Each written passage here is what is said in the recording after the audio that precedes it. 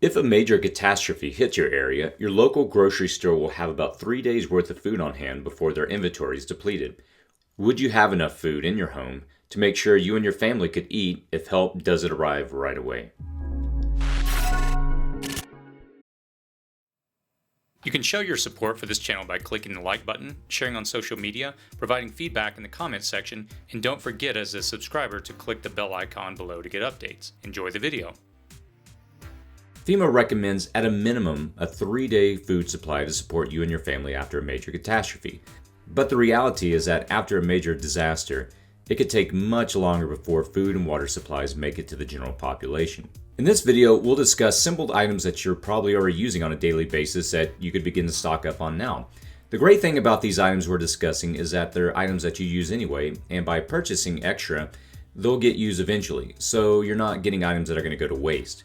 The long-term goal is to have food storage well beyond 2 weeks, but by having at least 2 weeks of food stored up, you're probably ahead of 95% of the population. So I'll be breaking this video down into 3 parts. Number 1, why I recommend these items. Number 2, the items I recommend for your 2-week pantry. And number 3, additional considerations and going beyond just 2 weeks. So let's jump in. So first, why do I recommend these items? Well, here's why I choose these items for my pantry. They had to be easy to cook. They need to be easy to store for a decent amount of time without refrigeration. I want items that are already part of our daily meals. I like food items that require little electricity or fuel to prepare. And they need to provide ample nutrition and contain little salt. Many times when people start out in prepping, the thought of long-term food storage can be intimidating. But if you're new to prepping, or even if you've been prepping for a while, this list will help you get kick-started toward a long-term food storage plan. And consider this list as a bare minimum starting point. In later videos, we'll get into discussing long-term food approaches, but this is just a good way to get started. So here's the items in my list. Obviously, change it in relation to the size of your family. For example, I have a family of 4. We have 2 adults and 2 children who are 8 and 6. So I'm coming to these amounts based on what we typically eat on a daily basis. So here are the items in my list in no specific order. Number 1, rice. Typically you'll have the option of either brown or white rice. Either one will work fine. I prefer brown for its nutritional value, and I would recommend probably around 20 pounds. The second item in my list is beans. There's a whole lot of options based on your taste. We personally stock up on canned black beans, which we use anyway in our daily routine. I'd recommend about 20 pounds of dried beans if you're going to go to the dried beans route of something like pinto beans.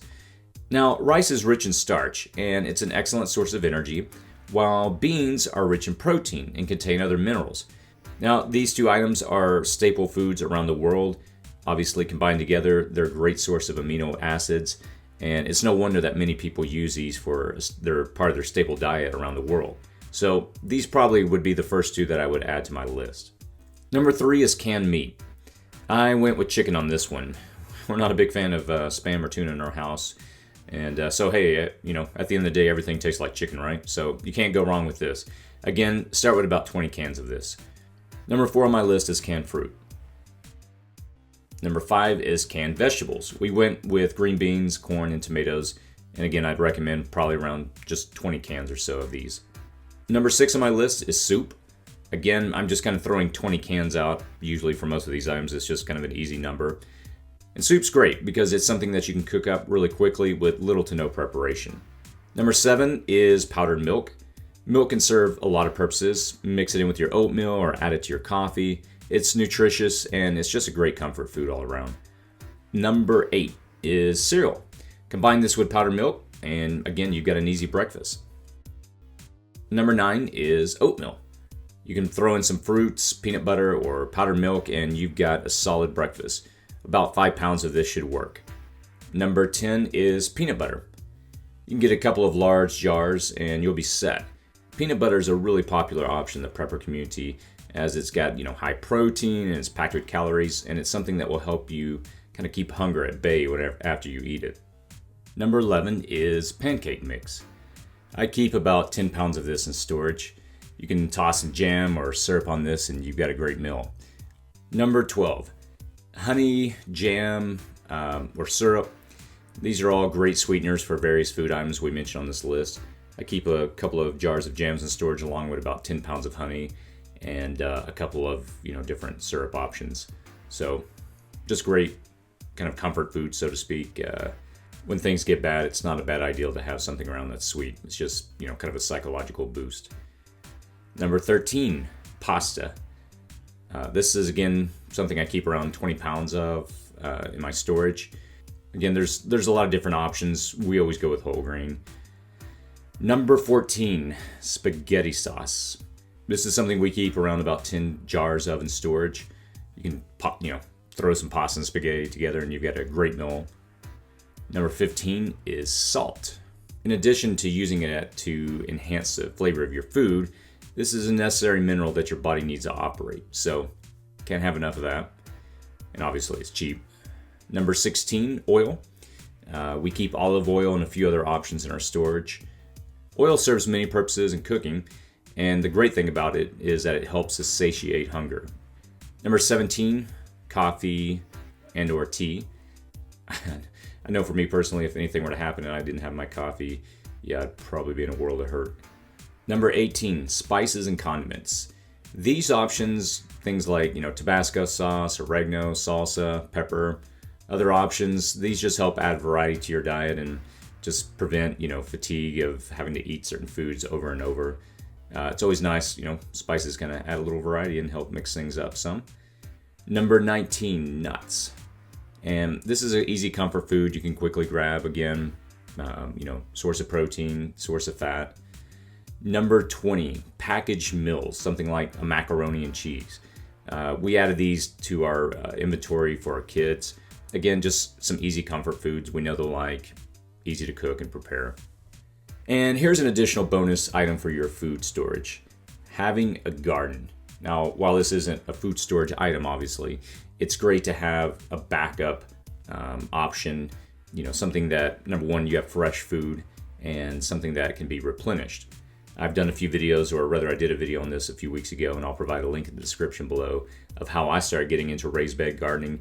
I have no experience with gardening, and surprisingly it's not that hard, and I'm already beginning to see a crop come in as I begin to plant different seeds over the last couple of months. So encourage you to check that out. Also, here's some additional considerations. Before you start just going out and grabbing a bunch of things and adding it to your inventory, number one, make sure you have enough water stored up. I can't emphasize this enough. People often underestimate this, how much water they're going to need. I've done a couple of videos in the past where I talked about water storage and purification. Obviously, the things that we're talking about on the list that you're cooking, they'll need water. So definitely have that stored up and prepared. Number two, actually buy food items that your family enjoys. When I made the list, I did a lot of research and I found a lot of different options that were really popular, but they didn't really work with what our family enjoys eating. So I just altered our diet, or rather I'll alter this list based on what our family's diet is, and we stocked up on items that we already use. Again, what we talked about earlier, don't get things that you're going to buy and you're never going to use them and you'll end up tossing them and throw them away. What's the point? So find items that you actually enjoy that you're already using and just add those in and stock up and add extra. Also, consider convenience foods that are easy to grab and eat and don't necessarily require a lot of preparation, like protein bars or crackers. And be sure to actually try these foods out before stocking them up. Again, if there was a time of catastrophe and you're left eating some food that you don't even like to begin with, that's just not going to help. Number three, have a place to store food. You can clear out a closet in your house or find some other location that's not being used. Also, be sure to rotate your supplies. Check the expiration dates on the different cans or the different things you purchase, and put the items with an expiration date that's further in the future at the back. And the items that need to be eaten sooner, move those toward the front. And be sure as well to have a pen and paper in the storage area to write down items you need to replace on your next trip to the store when you pull an item out of storage. Again, buy what you eat, rotate, and repeat. In a future video, I'll be creating a series of videos where I'll talk about setting up your prepper's kitchen, including sanitation and cleanup, as well as discuss several different fuel options to ensure you can cook your food. For those that want to go beyond just the basics discussed in this video in our series about long-term food storage, which is again another video I'll be doing hopefully sometime soon, be sure to check out the Prepper's Cookbook, a book that I'm currently reading. If you enjoyed this video, please be sure to like and share. In addition, if you'd like to help this channel, please check out my Amazon store, which I'll provide a link in the description below. And if you have any items on your food storage list that are not mentioned in the video, please feel free to share them in the comments section below, as I always enjoy to hear back from the community. And a lot of times these comments, I do read them and I get a lot of insight. There's things that I may not have even considered, and it helps kind of, mature me and grow me as a prepper. So, as always, be safe out there.